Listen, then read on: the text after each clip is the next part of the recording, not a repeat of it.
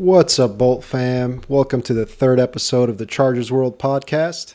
I'm your host, Greg, alongside Garrett and Jared, and we're excited to be talking Chargers football with you guys today. So, when we finished our last episode, something interesting happened, something we haven't really seen before under the Telesco era, at least, and had to do with J.K. Dobbins. The Chargers using a very rare unrestricted free agent tender on J.K. Dobbins, basically meaning if another team were to sign him or pick him up, we get a comp pick, which we all know Joe Ortiz loves his comp picks. In the off chance that nobody does pick him up, we end up getting him at approximately $1.1 million to be our running back three, essentially, coming in behind Omarion Hampton and Najee Harris. So I think it's a win-win situation for the Chargers. I think it's a high IQ move there by our general manager, Joe Ortiz.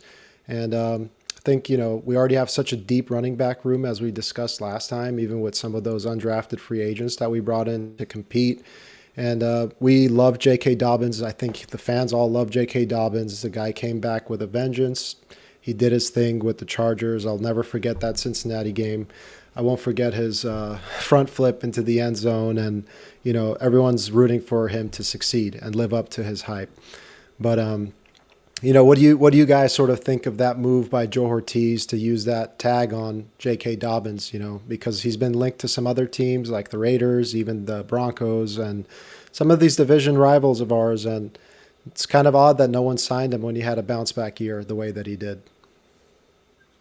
Yeah, I think it's gonna be tough for him to make the team. I'm a Haskins fan. I think I said that last episode. So having Omarion definitely is going to be RB1 with Najee, who was a phenomenal, 1-year deal pickup, kind of like what we did with JK last year.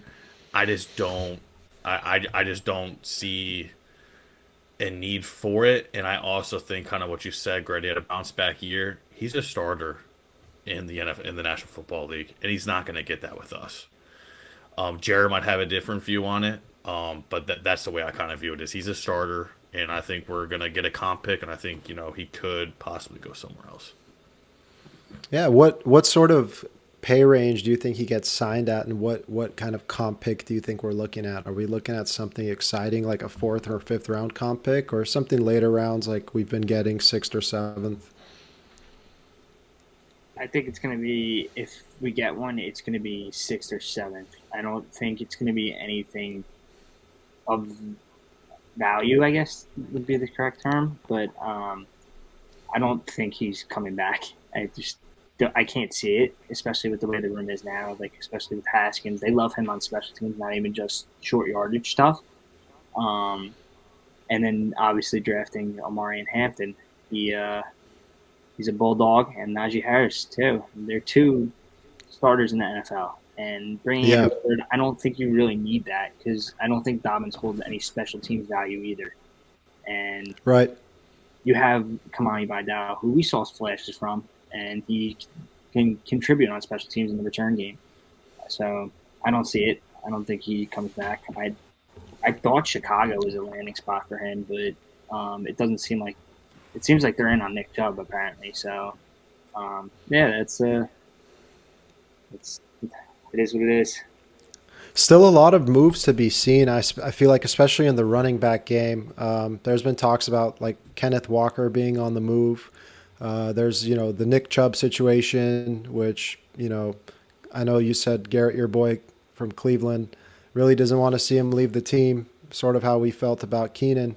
And then there's J.K. Dobbins, who's a free agent. And so there's still some teams that are running back needy, that we think after these first few phases and these OTAs are going to start, these really talented free agents that are just kind of sitting around waiting.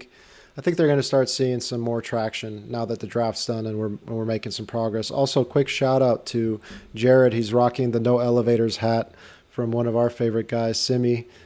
Best of luck to him in Arizona. And I'm loving the Herbert tee that you're rocking right there, Garrett. Repping the boys. Always got to throw something on before getting on, man. Always got to throw it on. And Jared's the same way. Yeah. Oh, yeah. Also, we got to shout out our guy, Greg. He just had a kid this week. He's a new father. It's been a week. Thank you. Thank you. Actually, Absolutely. got this new hat. Part of Dad There Gang we now. go. I Dad joined gang. Garrett. Let's get it. Girl, dad, all that stuff. Girl, That's Dad. It's it. been a blessing. It's been a great week. Yeah, personal life wise, great And week. passing the Great week bar. for me. And I Congrats. passed the Yep. bar. Week. So if anybody's listening and you need an attorney, you could just reach out. So, There we go. We've all three of us have had some good stuff, you know what I mean? And again, like for the chat, all three of us, talk on a daily basis, and it's just so cool for all of us to come together and again just lift each other up when some good stuff happens. So it's awesome, man. And again, New kudos to job you, too. Greg, for real, man. yeah, I mean, that's the beauty of sports. Like, sports creates brotherhood. And it's whether you're playing sports growing up or whether you're talking about sports. Look at us. We're in 3 different states, and I would consider you guys my close friends. And I'm very lucky to have gone to know you guys and to do this podcast. So, and like Jarrett said, congrats to you, Garrett. Garrett's got a new job. He's making moves. Jared over here buying a House, brand new too. car, Forgot about that. I a forgot new house, new house. So, Oh so yeah, big yeah. moves I only. totally forgot. I totally forgot about the new house. the I'm not list. even joking, man. I just talked to Jared about his name. I totally forgot, but the new job, yeah. And then Jared buying a brand new truck, man. Let me hold $100 after you bought that truck, Jared. Come on. You gotta, I mean, you always gotta root for not just your team to win, but for your boys to win. So here's a round of applause to you guys making big moves. Love it. Moving forward, moving forward. Joe Ortiz, he hopped on a little show with Kay Adams, Up and Adams show, discussing some things related to the Chargers, related to free agency, related to the draft, trying to pick Joe Ortiz's brain. A few little nuggets from there that I wanted to focus on. One of them being she brought up the alternative helmets.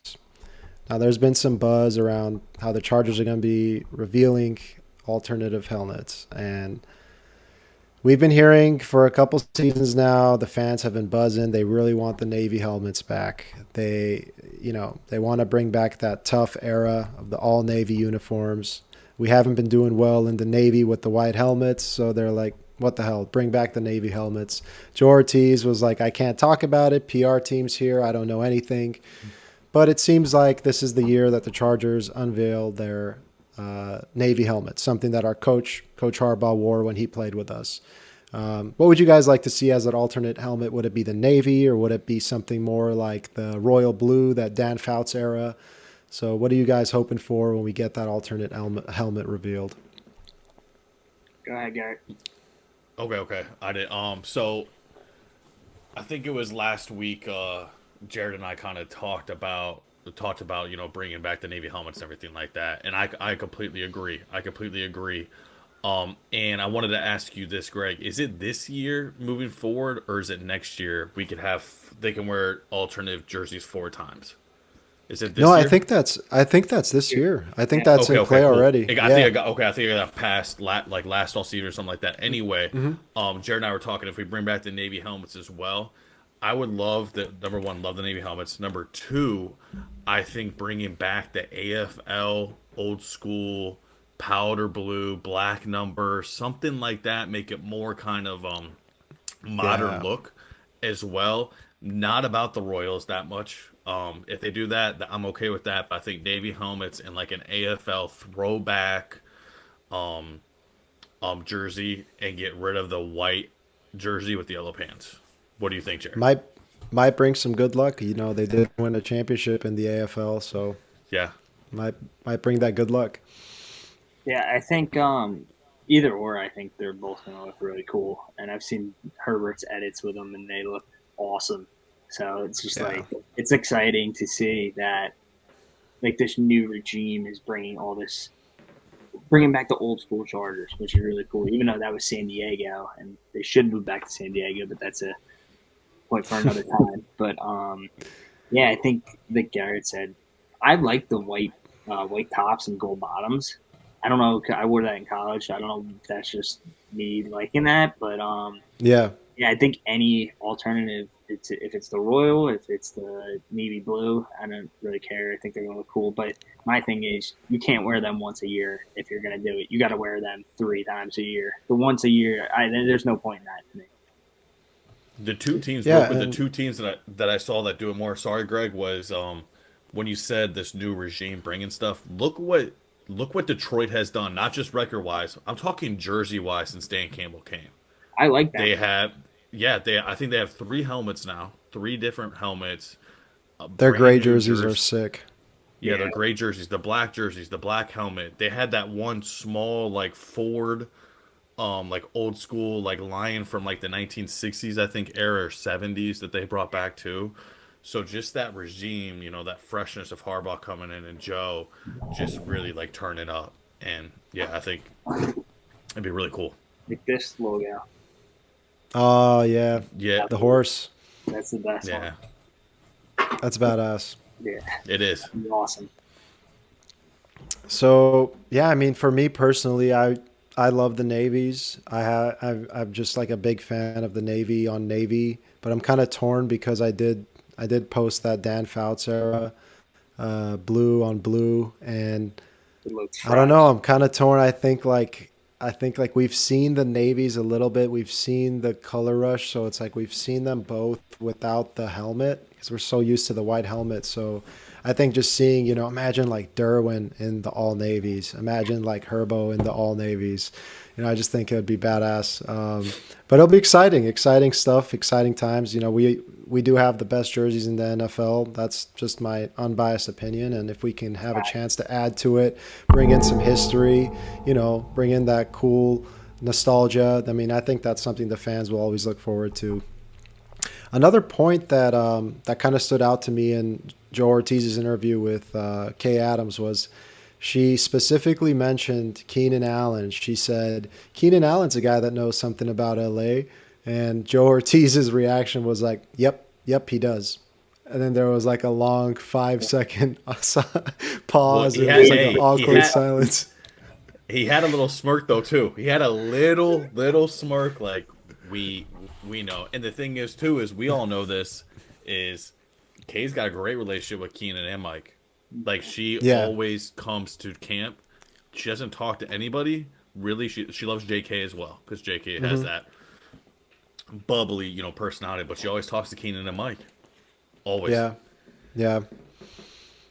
I mean, we're gonna get into the depth chart a little bit, which will be fun. We're gonna kind of talk about what we think the depth chart will look like after training camp. Who are going to be the first, second string, and whatnot. But I guess I'll save that Keenan talk for when we get to the wide receivers on the depth chart and see, is there room for another vet? Or do we feel kind of content moving forward with this young athletic squad with a nice touch of balance with that veteran and bringing Mike Williams back? But it'll be interesting to talk about. So if you guys are ready, we can get right into the depth chart and kind of see where we stand and what our predictions will be on who's going to start, and have some fun with that. What do you guys think? Send it. Let's do it. Send it. All right, let's do it. So quarterback's going to be an easy one. I'll start just right off the bat. Quarterback's going to be a very easy one. I got Easton Stick starting. Obviously, it's going to be Justin Herbert. I'm going to have Justin Herbert as QB1. I got Taylor Heineke at QB2. And I guess Trey Lance, QB3. I guess he's going to have to beat out DJ, who had a horrendous season at Florida State. But I think Trey Lance will be pretty locked in as a QB3, good practice squad guy. Maybe get some snaps in the preseason and, get these younger guys going. But, former first-round pick, you guys obviously remember how much 49ers gave up for him. And so the talent's there, right? The talent's there is obviously could be much worse quarterback threes in the NFL. I think it's definitely Herbert, Heineke, and Lance in that order. Can I throw in a quick point? Yeah, of course. My thoughts on the quarterback depth chart. If Trey Lance or DJ Uiagalelei is playing, we are in serious trouble. That's or we're winning by a lot. But if they're playing consistently, You're right. We're in trouble. Yeah, I hope to see a lot of Trey Lance because we're blowing teams out. Yes, Exactly. And not for the other reasons, which we will not mention. And hopefully when Trey does play week 3 of the preseason, he doesn't throw 4 or 5 interceptions to a third string safety like he did last year. Like he did Shout out against Tony us. Yeah. Jefferson. Tony Jefferson, Tony yeah. Jefferson, dude, had like a The Tony, 95 PFF grade in that game. Was yeah, absolutely all over the place. Shout out Tony Jefferson. That's Unk. We love Unk. absolutely. But real quick, I wanted to make a point. What was I going to say about Trey Lance? I had something. Well, if it comes back to me, I'll bring it up. But running backs. Oh, yeah. I remembered my Trey Lance point. A lot of people in my comments all the time give Brendan Rice a chance. Give Brendan Rice a chance. Give Brendan Rice a chance. And Garrett, you touched on this. You talked about like it's very difficult to make Justin Herbert angry, and somehow this guy managed to do it a couple times. Like I love Brendan Three Rice. times. I'm an SC guy. Like I told you guys, I was super stoked when we picked him up. But people kind of have to like let go of the name a little bit and look at the productivity, right? A lot of people could blame Easton Stick and be like, he wasn't giving him good looks in the preseason. He never got going. Point A, point B, point C. He had his chances, couldn't get lined up properly, pissed off our quarterback, who's literally a gentle giant, somehow pissed him off. Guys, Brendan Rice is not going to start over Quentin Johnston. Brendan Rice might not even make the team, and that's the harsh reality. And if anything, anyone has benefited from someone like Trey Lance coming in and like Taylor Heineke, for example, it's this preseason guys who now will have one last chance to show something so that they can make the team. Like Tony Jefferson, I genuinely believe his preseason play is the reason that he was constantly in and out of our team. Obviously, when we were healthy in the safety room, he would go down to the practice squad, but literally the best type of guy you can have to come up off the practice squad and have the luxury of him being like the third or fourth string safety to just come in and play and perform every single time you need him. Haven't seen that from Brendan Rice. So yeah, like I'm a fan of him just as much as you guys were, and I loved him at USC. But like the people commenting that he needs to be getting some snaps, it's absolutely, I feel like, out of touch with reality. Don't think it's going to happen, but we'll see. Maybe Trey Lance and Heineke can give him some better opportunities this preseason, but I'm not counting on that. So running backs. This was a tough one. I kind of really thought about this one because I don't see Jim Harbaugh giving so much of the load to a rookie running back. At least I wouldn't have seen that before, but we talked about this and we mentioned how he sees him as a 4-down back, and they drafted him in the first round over so many guys that we thought they would target. And I think, I truly have him as my RB1. I have Najee as the obvious RB2, coming in on the third and short on the goal lines, protect the rookie running back, let him beef up a little bit, throw Najee out there to just be a bruiser. And as my running back 3, which was also a really tough one, I'm going to go with Garrett's boy. I like Hassan Haskins. He's kind of proven the most. Obviously, you have Vidal who can catch, but so can Haskins. You have Vidal for speed, maybe change of pace. But I really think Haskins has a chance to come in and be the RB3 in a really stacked running back room. Practice squad guys like Rocket Sanders, could always be pulled up whenever we need him to be. Hopefully we won't need him much, and hopefully he can develop into then being like our second or third string in the future. But I'm pretty confident with going Hampton, Najee, and Haskins as the 3 guys. Obviously, that's considering J.K. doesn't stay with the team. J.K. stays with the team, we easily have the best running back room in the entire NFL. And you have J.K. as running back 3. That's just absurd. So, yeah, I mean, that's how I feel about quarterback and running back. Pretty easy, pretty simple. If you guys see it any other way, please feel free to let me know. Yeah, I view it as like a 1A, 1B, 2A, 2B, because I think the skill sets, and I think you're going to see Hampton and Harris on the field at the same time, I think, regardless. So, don't disagree at all. Yep. Who wants to tackle wide receivers and tight ends? I got it. So the way I view this is I did 2 different groups. I did the top 3, 1, 2, 3, wide receiver 1, wide receiver 2, wide receiver 3. So starting with the wide receivers, obviously, is Ladd's wide receiver 1, 1,000%. I put Mike Dubb, big 8-1 as 2, and then Trey Harris. I think the way we used Ladd right away last year is we're going to use Trey the same playing time, not the same way, but the same amount of snaps per game, and just hopefully building that trust with Justin.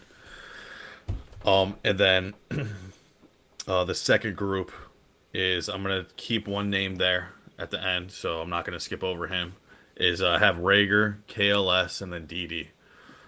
Don't have again, Greg. You took my words out of my mouth earlier. Don't see Brendan Rice on the squad. I don't. He did get chances, so every one of those comments obviously aren't watching week 1 through week 6 or 7 last year of football, of Chargers football. When he did get on the Yeah. field, he was not lined up correctly at all. And You only get so obviously, many chances in the NFL. You only get so many chances, especially when you you're a do. late round pick, right? Your You your do. your clock is ticking. The one name in my head that got those chances. Don't know. I always see this clip come up on Instagram. It was a preseason game when Rex Ryan was the coach of the Jets. Oh, Yes, thank you, Greg. You remember who it is, and I think Jared you do too, because it's in Yep. the city right next to you. Is Victor Cruz got chances oh at man. preseason? Victor Cruz made the team, and then Victor Cruz was don't know the stats 2, 3, 4 time Pro Bowler, wide receiver one on the Giants for many years before injuries Sucked he kind of got crept hurt. up to him. Yeah, Yeah. yeah, yeah. So Literally one again, of my favorite non-Charger players to watch when I was getting into oh my football, god, or like the guy was so exciting to watch with Eli. But yeah, that's a it great was point. awesome. Great Yeah, point. is Victor got those chances and he made the most of it. The last name is I wanted Jared to add onto this is Quentin Johnston. These next few weeks are very important for Quentin Johnston, and I know Jared has some great points, and has kind of an insight of everything. Is what do you think, Jared? Yeah, so I think my whole thing is with Quentin is he needs to step up, and at times last year he kind of did, not really took that next step that we were all expecting. And I think with all the Keenan Allen talk and why did we draft Keandre Lambert Smith talk, QJ could be the odd man out. And is he going to get cut and they bring in Keenan? Is Keandre Lambert Smith kind of filling in that QJ role? And I think with the receiver room, the big question mark is Mike Williams. And I think his productivity and him staying healthy is going to be big for this team. And he's going to be the X factor. And you have Lad, and you don't know what Trey Harris is going to be, but you expect big things out of him in season 1, especially when you have a superstar quarterback. So, yeah, if Mike Williams is healthy, and like we've been using the percentages a lot, if we get 70% of Mike Williams, then that's big. And QJ could be expendable at that point. You may not see him in many packages. Who knows what kind of receiver he is going to be at that point? And do they cut him and bring Keenan in if he struggles early next couple weeks? It's We'll see. It's exciting. It's a good thing to Now, have competition.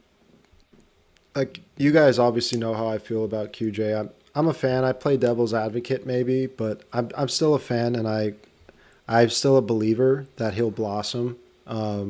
Looking at his year 2, he had over 700 yards, 8 touchdowns. Obviously, a big jump. He got more comfortable in the red zone. He got more comfortable in the end zone.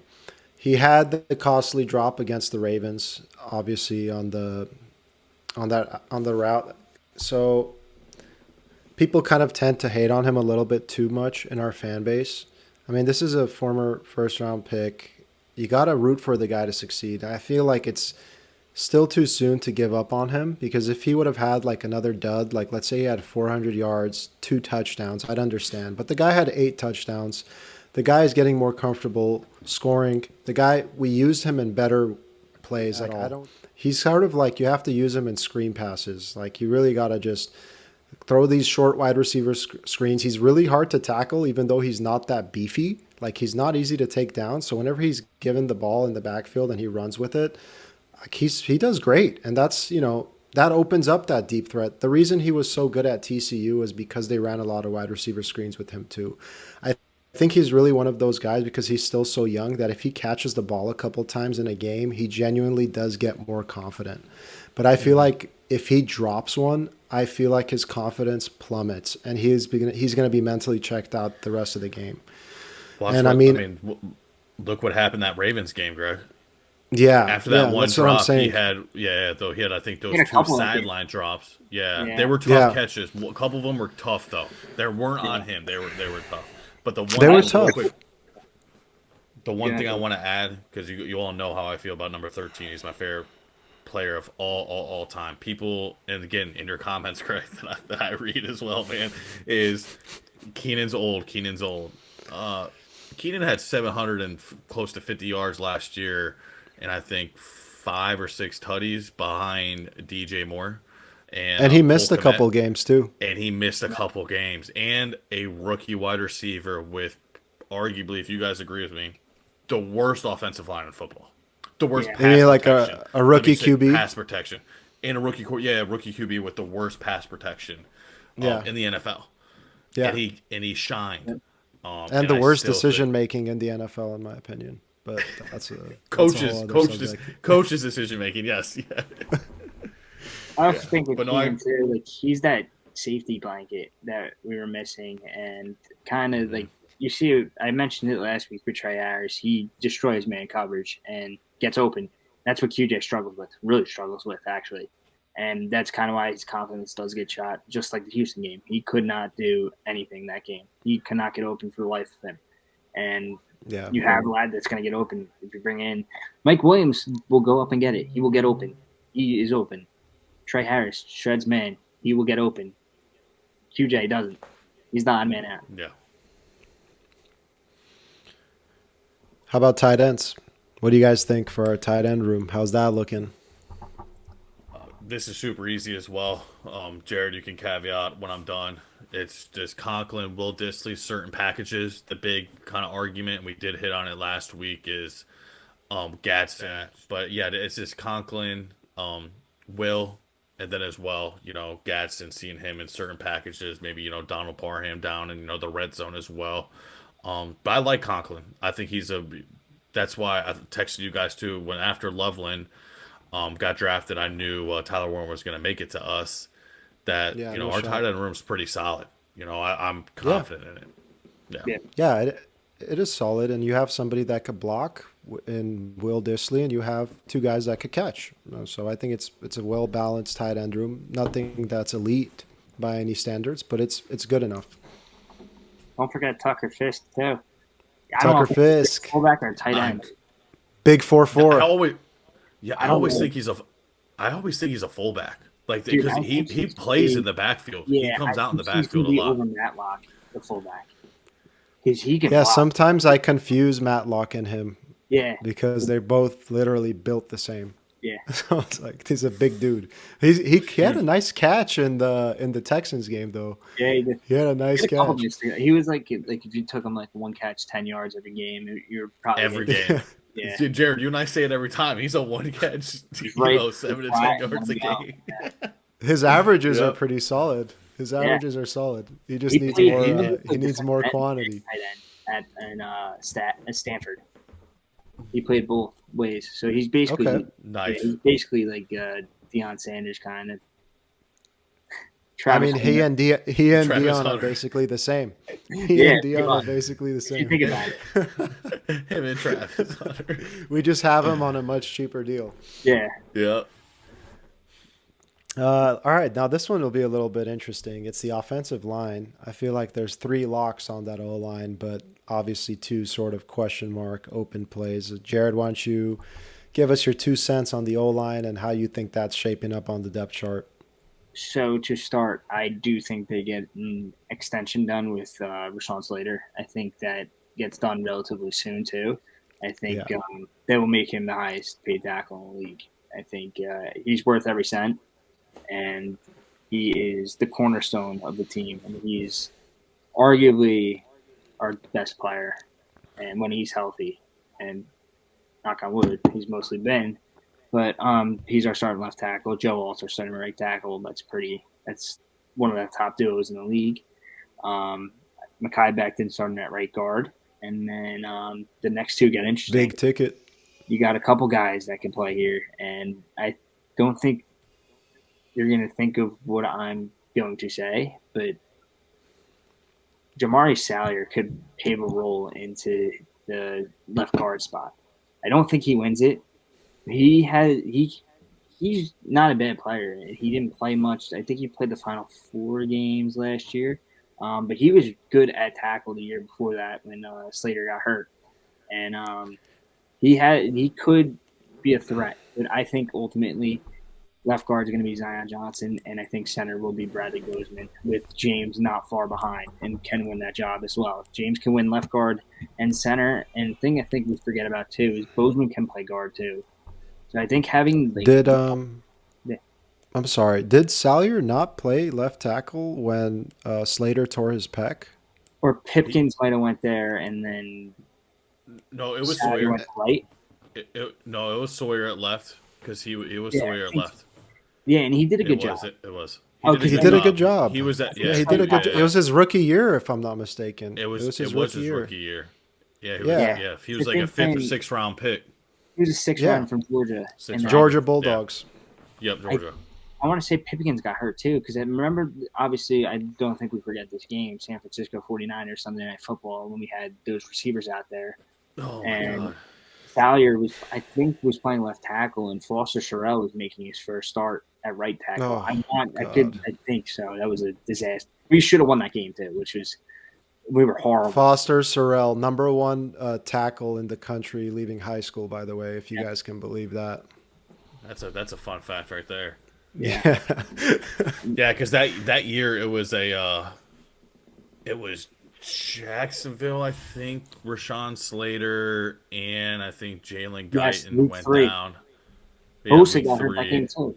Did Bosa get hurt that game? And then JC got hurt. I think he came around the edge, and that's when he hurt his ankle. Yeah, okay. I think. I could be completely wrong. But no, it's okay. It was a while ago. I just remember I remember watching that. That was a disaster game. That was horrible.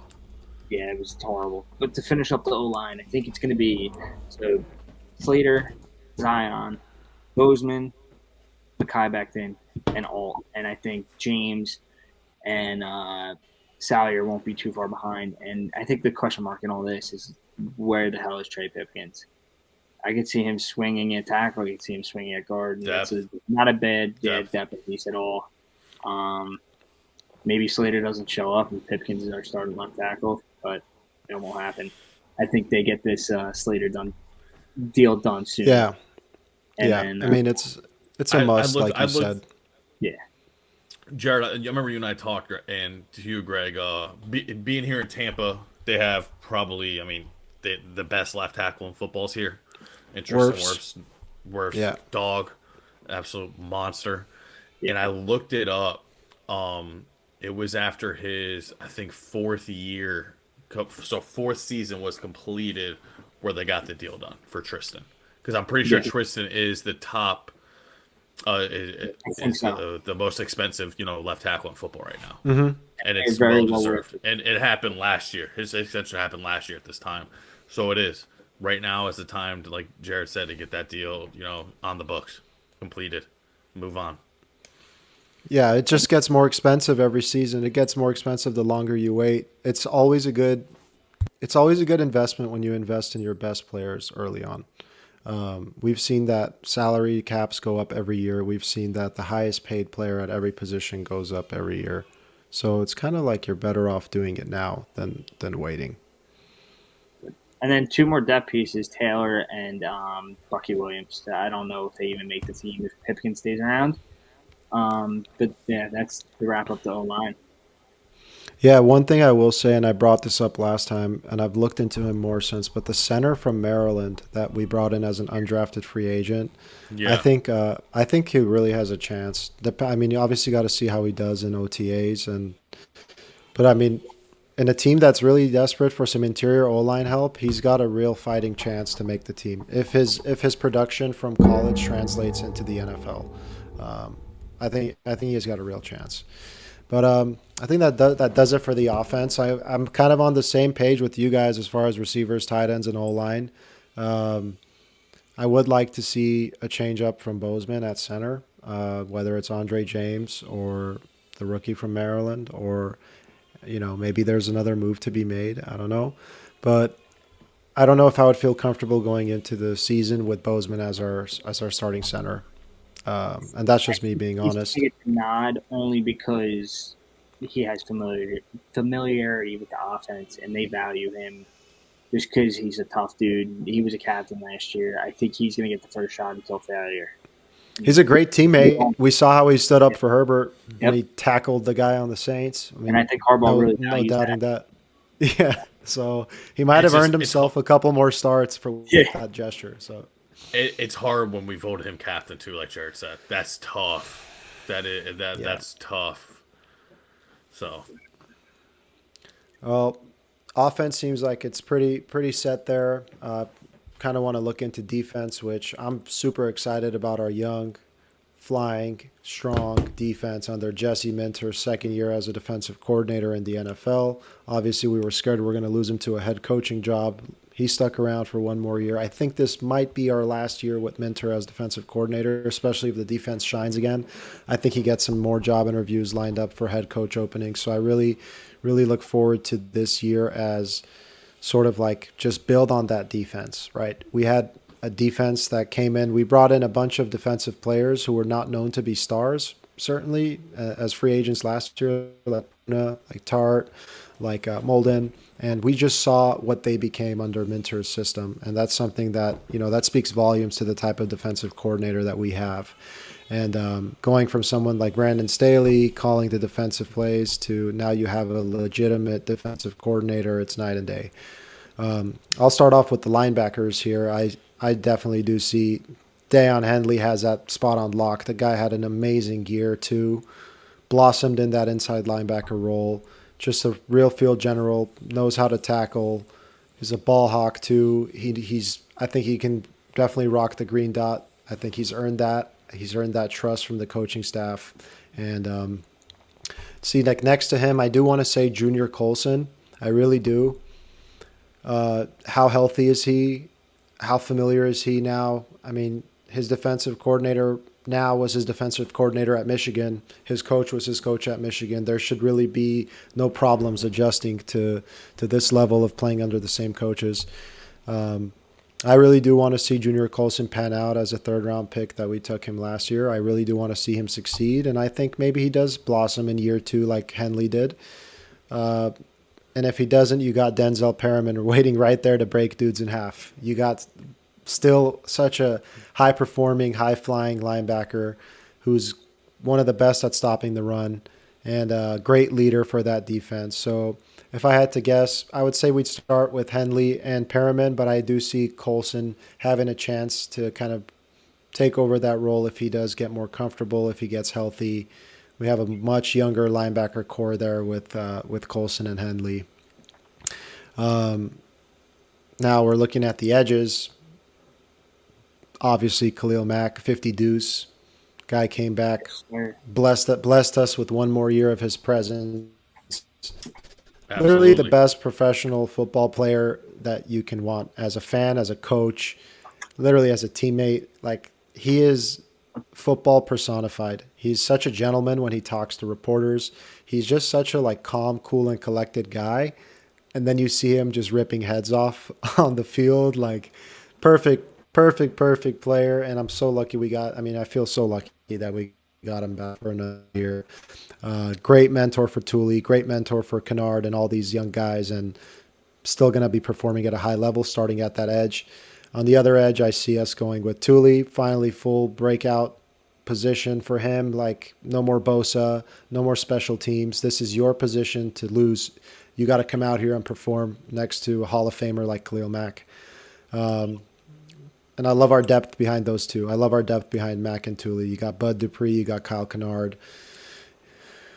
Tremont Morris-Brash, who's on practice squad, but that guy's still great. I mean, Ole Miss guy, played amazing, and he's stuck around. We picked him up as an undrafted free agent last season, and I think he's a great depth piece for us.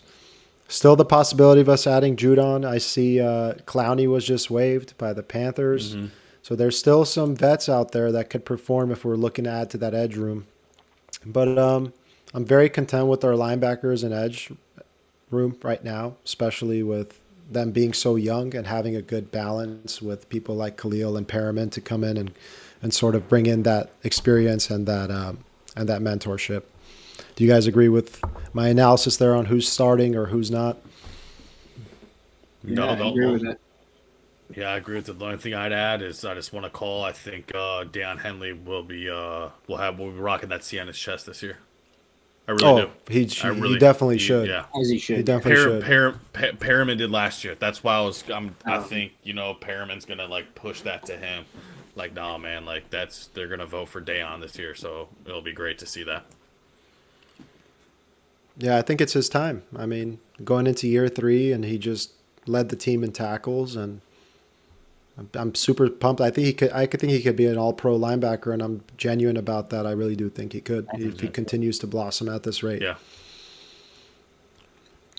How about our D lineman, Garrett? What do you think about that D line and a little bit tougher room there to kind of pick apart, especially with the moving pieces and the new rookies? How do you see that D line shaping up for us? Yeah, for sure. I wrote down notes for this one because it was a lot. Like you said, you name dropped Tart already. I think Tart, was a solid piece last year. I think he's going to step up. And the other one is that we signed that had a career year last year for Miami was Deshaun Hand. I think he could be a starter as well, like right away. And you guys know how I feel about Caldwell. That's the way I put it. I think Caldwell drafted him where we drafted him. He's going to get quality snaps, run stop, and, on those 3rd and, 13s against, Patrick Mahomes in Kansas City trying to get a pass rush in there. So those were the top 3 that I kind of put, like I did with the receivers, like who I think is going to get the most quality time. Then I put Justin Abuye. Needs to have a big year. I think we all saw that Ben Herbert said he gained 25 pounds he put on, this offseason. He looks good. And then, Naquan Jones going into his 6th year in the league. I think this is, again, a 1-year depth, piece. And then Tito. The injury bug has, crept up to him a couple years now. I liked him 2 years ago when he got some quality stats before I think he injured himself. Big body. Did we take Tito in the 3rd round? Yeah, is he a from former UCLA. 3rd round pick? Yeah, yep. 3rd round, right? Yeah, Yeah. I know he's a UCLA guy. I just couldn't remember if he was 3rd or 4th. Yeah. So hopefully he stays healthy. Hopefully we get a full season seeing him, get quality snaps. When he does get those quality snaps, he actually performs, at that high level, make some plays, force some fumbles, maybe recover some fumbles, tip balls. We tipped so many, passes last year. And, that's from the new regime going into it. And then lastly, this is how I wrote it. We all love him. Is Scott, how many times are we going to see Scotty Mac Daddy Matlock out in the field?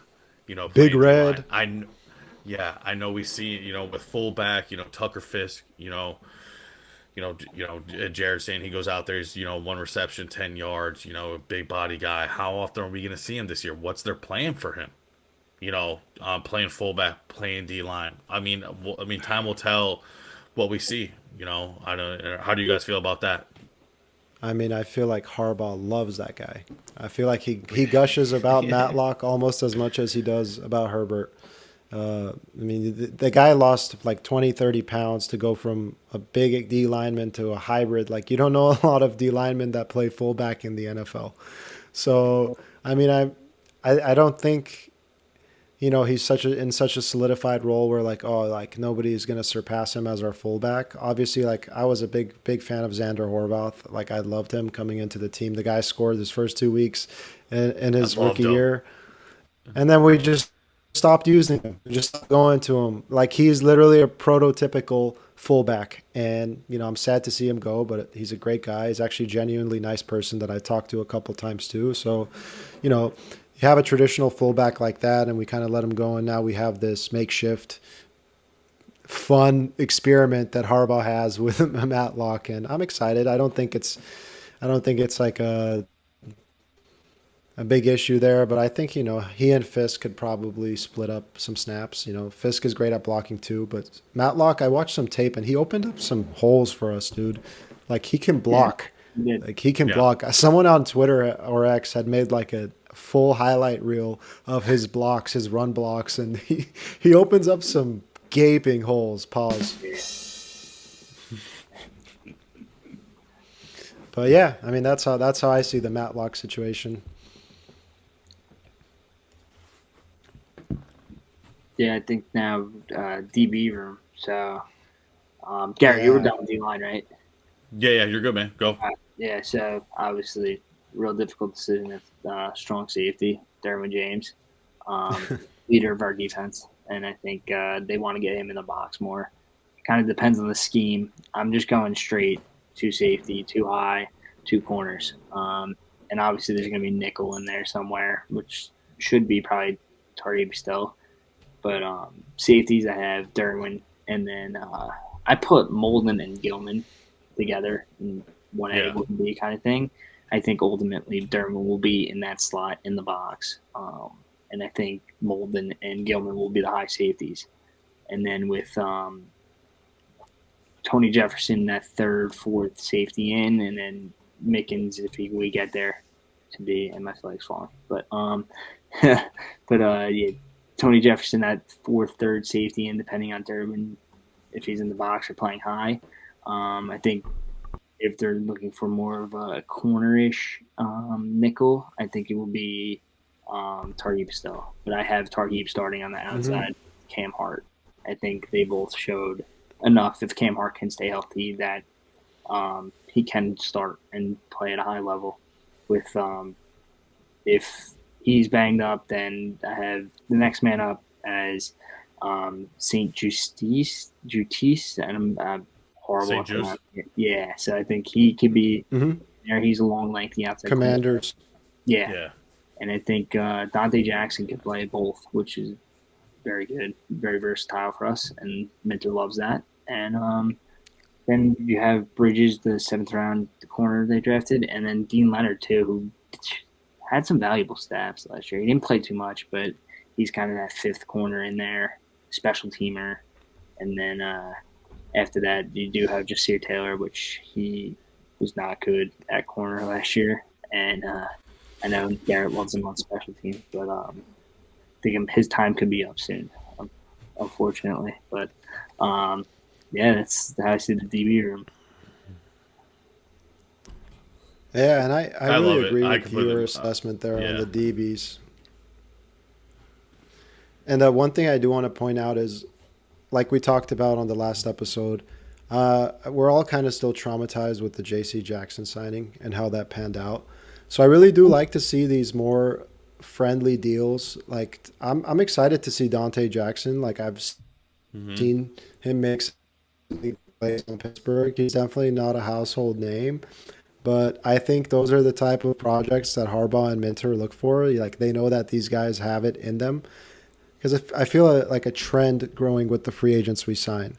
They're not like the biggest names, but they're guys that have performed in the past, maybe not coming off their best seasons, but they've shown that they can perform at a high level. And I feel like Harbaugh knows, just bring him to Minter, and he'll bring him back to peak shape. So I'm really excited about that Dante Jackson signing, and obviously excited to see the young corners blossom in Tarheeb and Cam. And I really do think we'll have a top 5 defense this year, especially when it comes to takeaways. I think we're going to be up there, so I'm excited. What are the thoughts about adding maybe like a Stephon Gilmore who takes the ball away a ton, or adding a veteran corner in that corner room? Brazil Douglas is still out there too. Garrett, what do you think about that? Yeah, I think they're probably going to see, Jared, you'll probably agree with me, see the next few weeks. Yeah. See how the room, pans out. Who's healthy, who's not. Yeah, there was a lot of clips of like St. Juice just getting burnt by like AJ and Devontae. Like burnt. Which he could like be a fourth dogged. corner. Like he could be a fourth corner. Yeah. And a good, just good death piece, but it all goes back to Jared said right away with Cam staying healthy with his head. That's huge. 100%. Him staying healthy with his head. That's it. Yeah, he battled some concussions because this guy likes to crack people. He likes to lead with his head, and he likes to hit hard like Derwin does. So Yeah. just got to be a little bit smarter on those tackles. There's nothing wrong with making a big tackle. It gets the team fired up, but just protect yourself. Keep yourself on the field for as long as you can. And I think he will. I think that's something to probably work on in practice, something he's working on with Minter, something that he's working on with Ben Herbert to kind of like – get a little bit stronger because the guy likes to hit people, and we like that. We like that. We like to see hard hits. That's why we love Derwin James so much. But I mean, I'm excited for this defense. I'm equally excited for the offense, but when you look at a defense, we struggled so long defensively under Staley that, last year we were much better on defense. Now I genuinely look forward to seeing like, all right, we went 3 and out or we scored. I'm not going to be stressed out for this next drive that our defense has to be on the field. I look forward to this next drive for our defense to be on the field because they're going to be making plays. They're going to be taking the ball away. They're going to be hitting the quarterback, and I love it. I'm just excited. Football couldn't come soon enough, but at least we have this to talk about it and just get ourselves more amped. But really excited going for back, it. we had PTSD a couple times last year, early in the season too. Like on defense, we kick a field goal or something. This defense is going to give up a touchdown, and defense last year just stood their own, took the ball away. They were really good. I mean, going to that Atlanta game, we couldn't. After I think we scored on our first or second drive, and then Atlanta really their defense, but then our defense even stepped up. In a huge, Tarheeb, Marcus May, Derwin. I mean, Marcus May off the street, man. You know what I mean? Yeah, bro. Poor guy got hurt too. I know, yeah. So, but it was again, defense just showed out, man. And all that credit does go to Minter. You can't just pick off anybody off the street who hasn't been with a team all season, and they come in and they get an interception in their first game. Obviously, he's instilling some confidence. The plays are working. They're able to read things that we weren't able to read in the past with Staley-led defenses. And I just think overall the motivation, the hype, the energy, the aura, as the youngins like to call it, is there with the defense. And I can't say it enough. I'm excited. I'm excited to see this defense. But real quick, we are getting closer to the hour mark. We've saved something very exciting for the end, something that's, based on our opinions, based on something like the schedule release, which is coming next week. They dropped today that some things will be dropped earlier. Yeah, next Wednesday on the 14th. Some games will be released earlier, like holiday games and international games. But I kind of want to go through weeks 1 through 18, and each one of us can say what we think is going to happen. I could start with week 1, and we can take turns saying who we think we're going to play week 1, which will be in Brazil, which will be the league opening game. I can go ahead and start. Week 1, I got the Kansas City Chiefs. International games never feature division rivals, but I feel like we're going to break that tradition, and the NFL is going to put us against the Kansas City Chiefs in Rio de Janeiro, Brazil. What better way than to have Mahomes versus Herbert, to have Kelsey out there, to have Ladd out there, to just have, these two teams. Obviously, everybody loves the Kansas City Chiefs, and let's just go out there and let's perform against one of the best teams in the NFL. I got Kansas City Chiefs in week 1. A lot of people told me I'm crazy that it's never going to be a division opponent, but I'm sticking with that one. Who do you guys got week 1? I have the Commanders. Okay. I have Houston Texans in the revenge game, and I think I'll go ahead and say it. Me and Garrett were talking earlier today, and we were like, "Oh, who do you got week 1?" Yeah. And this is 7:30 in the morning Eastern, 8:30 East Coast time, and we're talking about week 1. But he said he had the Washington Commanders, and I said, I'm just toying between the Commanders. We had the same one. We had the same one. So I decided to go the other way and take the Texans in the revenge game in Brazil. Yeah, we both had Washington or Houston. So I was like, I'll take Washington, you take Houston. Yeah. Who you got week 2, Greg? I'll be real honest. No, I'll go into that, but I'll be real honest with you guys. I'd be so bummed if it was Houston because that's a home game on our calendar, and Yep. I want to go see them beat the brakes off of Houston in that revenge game. Like I want it to be at SoFi. I want to just go in and I want to see that. I don't think I'll be flying to Brazil anytime soon. Yeah. But yeah, I mean, either way, I think we come out with the dub. No matter who we playing, we're starting the season off strong.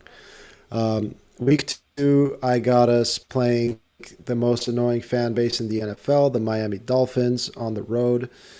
Got us winning that game as well. But I got us going from Rio to Miami and playing the Dolphins. I got us going from Rio to Nashville, Tennessee, playing the Titans. I have us playing. I think we're all on the same page on the road. I have us playing at Denver week 2. Okay. Ooh, back to back. Back to back. Week 3, I got us going home for our home opener against the Minnesota Vikings. Harbaugh gets to play against his favorite quarterback in college, J.J. McCarthy. Get to see Justin Jefferson out in L.A., Jordan Addison, USC guy. I think that'd be a fun home opener. You know what happened the last time we played the Vikings at home? It was a shootout. So That's what I got. I got Vikings game 3. Home opener. The most annoying fan base to me, or one of them, is the Raiders. Again, I think we're going to open home against the Raiders as well. First divisional game in my prediction. What you got, Jared? I have us on the road again. I have us at Dallas. Wow, Okay. you have no home game till week 4, huh? Well, week All 1 is right. considered a home game. So Yeah. That's Week true. one's considered a That's home true. game. Yeah. I know that. So week You got to week play 4, I got Brazil. Oh, you're Dallas. going on the road the next 2 weeks. Week 4, I got Dallas on the road. Week 4, I got Dallas on the road. After Chiefs, Dolphins, Vikings, I have us going on the road and playing the Cowboys in Dallas with George Pickens now. So Greg, you and I have the same thing right away. let's I have go. us, and I have that. I put Sunday Night Football as well, week 4. Oh, I put it will yeah, definitely be a it'll be primetime a game. primetime game. So yeah, on the Yeah, road in Dallas, week 4, I will be attending that game. I love That it. was What you also got, good Jared? now. But week 4, I have our home opener against the Las Vegas Raiders.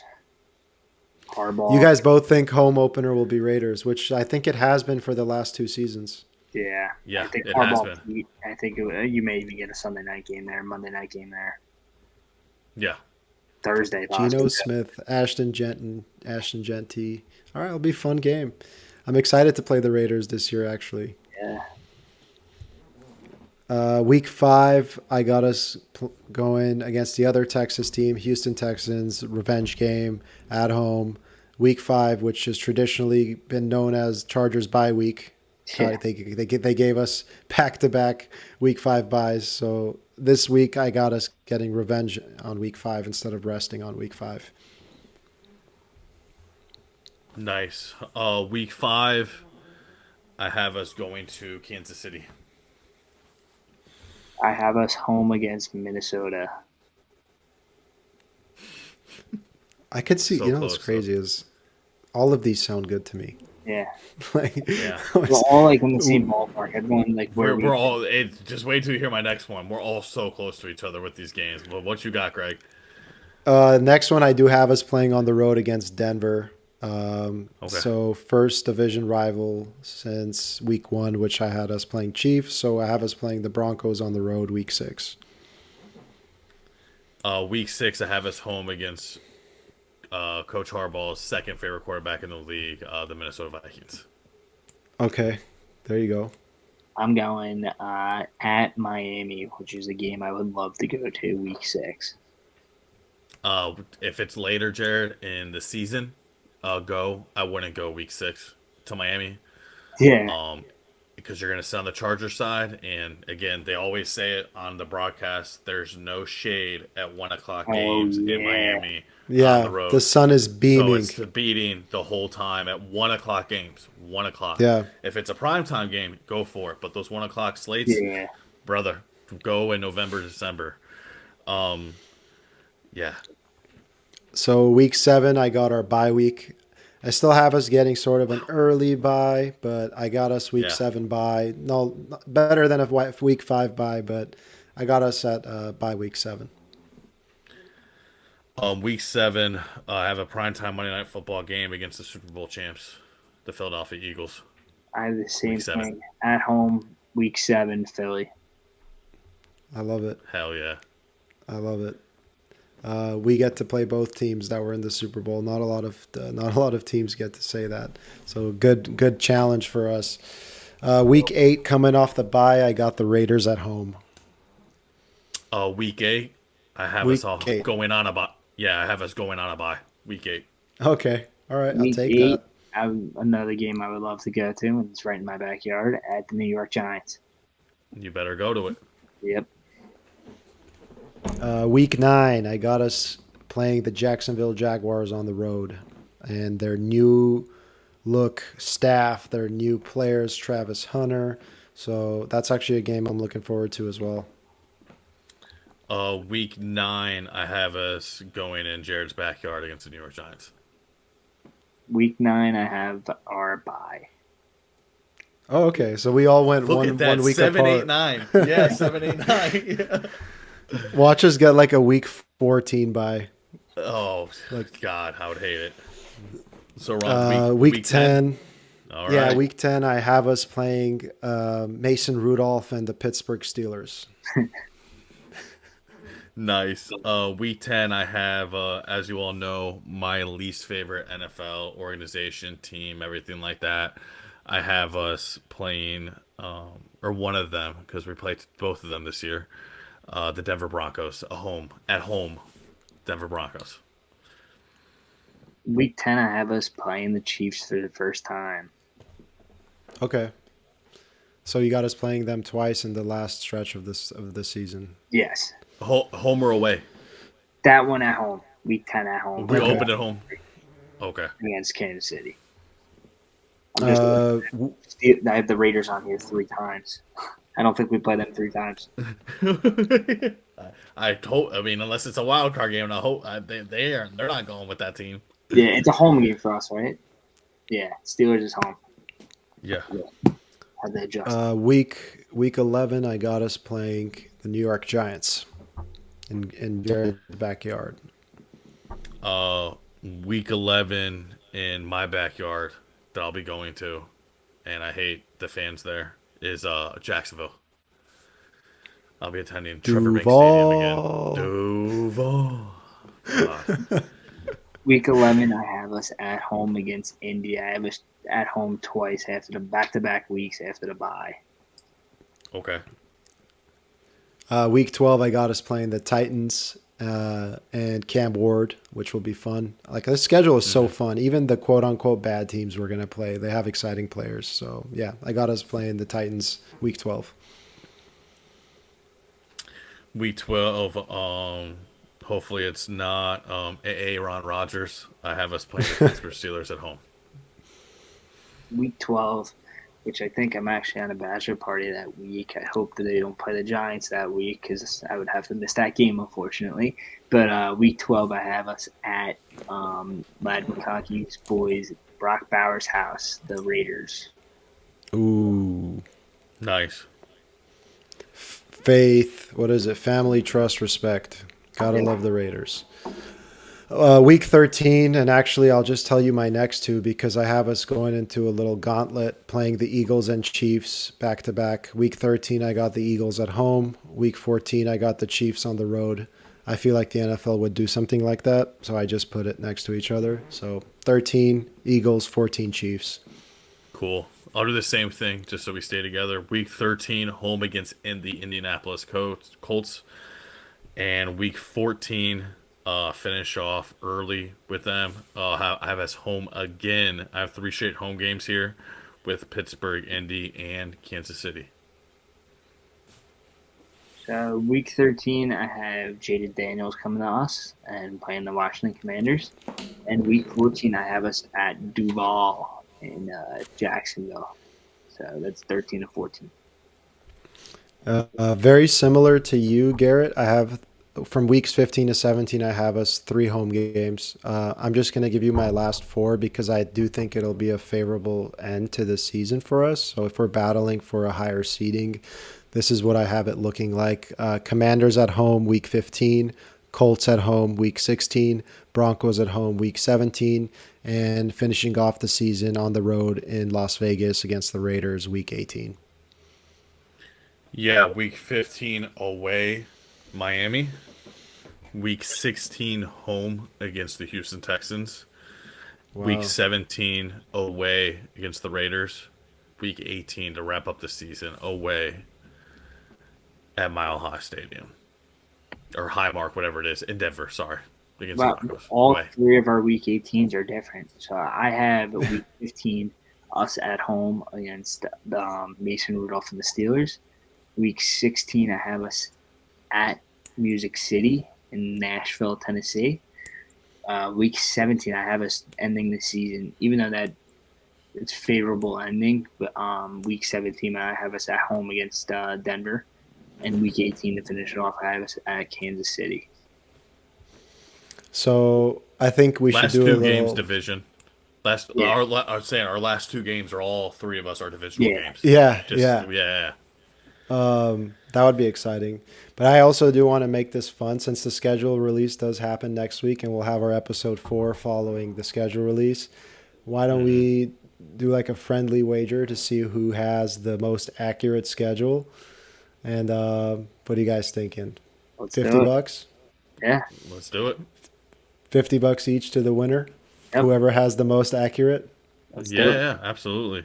All right. You guys are here as our witnesses. You heard it here. So yeah, I mean, that's something we can, talk about on our next episode. Once the schedule comes out, we'll actually talk about record predictions, something we can do going week by week. We'll talk about what we think the schedule is going to look like, what the wins and losses are going to look like. And, who knows what will happen. Last week we ended the episode. J.K. Dobbins got tagged. Maybe something exciting happens between this week and next week. But as always, we appreciate you guys tuning in. We appreciate each one of you for engaging with us, for following us, for all the comments, all the support. We love talking Chargers football, the 3 of us. And now that we get to do it with you guys, it just makes it more fun. So thanks again for listening. We'll see you guys next week. Bolt up. Bolt up. Bolt up.